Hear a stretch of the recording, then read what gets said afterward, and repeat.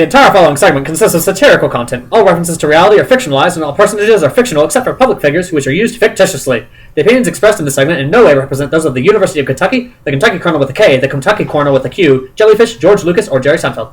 Good morning, listeners.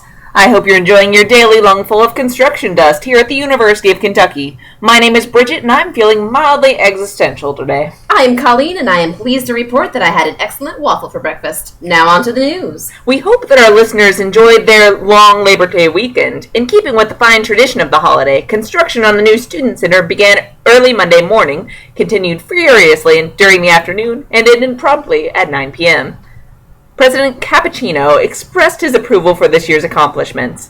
If we keep up our current rate of construction every Labor Day for a leisurely 9 hours with a generous lunch break, we'll have the new Student Center finished by the time I ascend to my higher squid overlord form, that is to say, UK's sesquimillennial. Until the construction of the new center, students seeking a place to foster scholarly community are advised to go jump in a lake that has been provided for this purpose. In other campus news, we have just received word that the Fresh Food Company is filled with fresh fries, tons of fries. No more limp, tough styrofoam potato noodles, fresh fries for all. So many fries that students are having to beat them off with clubs. Wait, I apologize. That is flies. I read that wrong. Fresh food is filled with flies.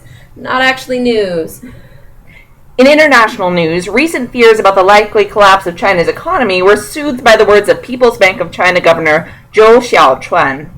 你很笨外国人都觉得你们有这么多钱，可是中国真的有王室，咋你妈? American economic expert Floyd Moneybags said, "We're not exactly sure what Joe said, but he said it in such a cheerful voice, with such a warm smile on his face, that we're willing to accept it and give China all of our money. Zanima indeed." In national news, the unemployment rate is remarkably low this year, approximately half of what it was only 5 years ago. According to our correspondents, this low number is entirely the result of UK Dining's aggressive hiring strategy. Students last week may have been surprised to discover an email in their inbox with the subject line, UK Dining loves students! Exclamation point, exclamation point, exclamation point.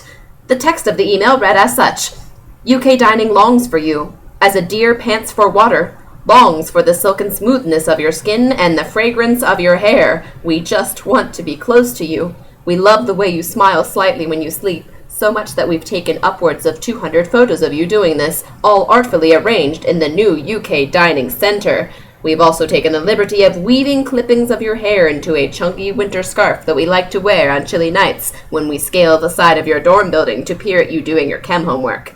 The answer to number 35 is 2.456 mole. XO, UK Dining.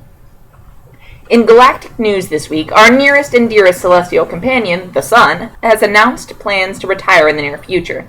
I know I'm only a middle-aged star, but the humans' constant squabbling about global warming is really aging me faster than anticipated. Last year was one of the hottest on record, so I've decided to go and cool off for a couple million years. Our very own illustrious Sun explained to reporters who were literally being roasted alive on the scene. I'm sure the moon can hold down the fort while I'm gone. When reached for comment, however, the moon merely hid behind a cloud, obviously to make preparations to provide life-giving energy to the whole Earth. So for the time being, expect lower temperatures and less pronounced tan lines throughout the troposphere. And now a word from our sponsors. I hear so many of you youngins complain about those pesky blue balls, and my conscience couldn't rest without doing something. Don't let those chilly winter nights freeze your testicles off. From the rocking chair of your dear old Auntie Susie comes the world's first scrotum cozy, the Scrozy. Knitted from only the softest yarn the size of a 9 needle, the Scrozy feels like a pillow on your parts. Thanks, Auntie Susie. You remember Oreos? Now try our All Fuck Oreos. We don't know what the flavor is, so don't fucking ask, okay?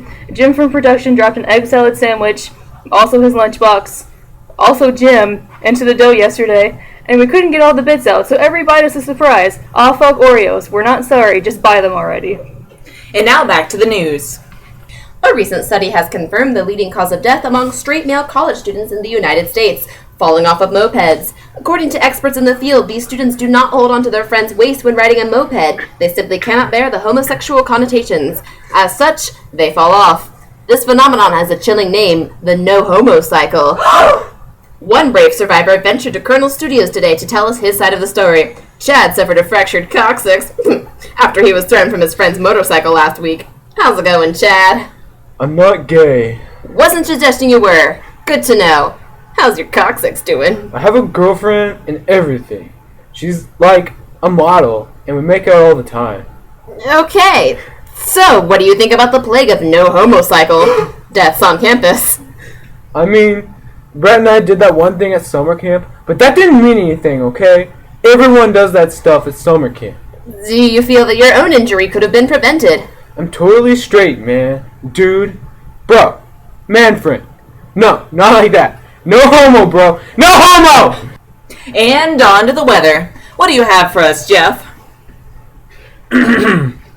It's gonna rain tomorrow, whether you like it or not. I repeat, whether you like it or not. Get it? Jeff, this is why your wife left you. In sports news, the UK women's soccer team will play Ole Miss this Friday. Why do you have to do this to Ole Miss Sally, UK? Hasn't she always been kind to your family? It hardly seems fair to have all 10 of you against just her, but that's just life, I suppose. Goodbye, Ole Miss.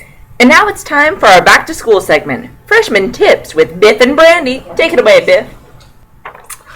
Hi, everybody. First off, everyone will tell you to join a bunch of new clubs to beef up your resume. That's not strictly true. Don't join clubs. Carry clubs. It's much more intimidating to your employer if you show up for your interview with an antique Mongolian bludgeon in hand. Hi guys, I'm Brandy. It's alright if you're not best friends with your roommate. You'll probably have to sacrifice them anyway. Every time the blood of a freshman is spilled at the feet of the Patterson statue, another door to Whitehall unlocks. Better choose your victim fast if you want to make it to class. Go to your professor's office hours. I cannot stress this enough. Your professors are just dying to become your new friend. Go every time you possibly can. Just be sure not to say anything to them.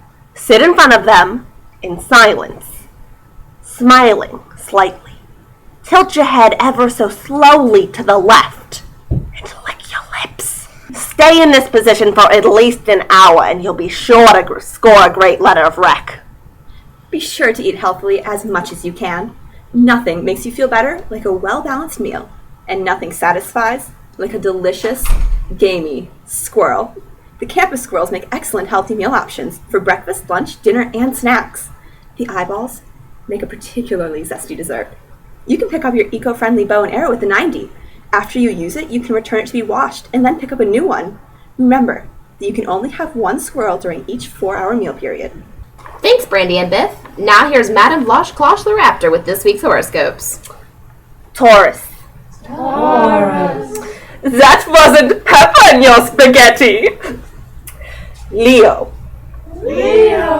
Your class will be cancelled, and then uncancelled, and then re-cancelled, and you will slowly lose faith in the academic system and go to work at a glue factory, killing and dismembering young cattle.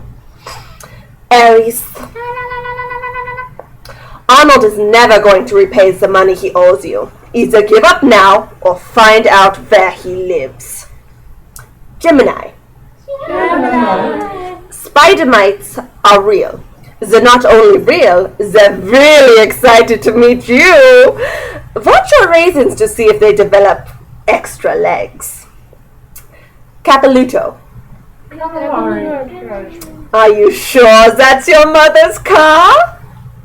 Pisces. They say the only thing that hurts us is our secrets. But that's not true. Boiling oil hurts a lot too.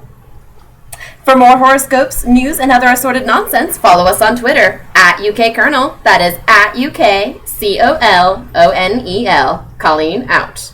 And have a lovely rest of your day. Bridget out. The previous segment consisted of satirical content. All references to reality were fictionalized, and all personages were fictional except for public figures whose likenesses were used fictitiously. The opinions expressed in the segment in no way reflect those of the University of Kentucky, the Honorable Order of Kentucky Colonels, Eli, Cappuccino, Werfel, Koalas, No Homocycles, homocycles, bicycles, heterocycles, acycles, pancycles, and cycles who are just trying to figure everything out.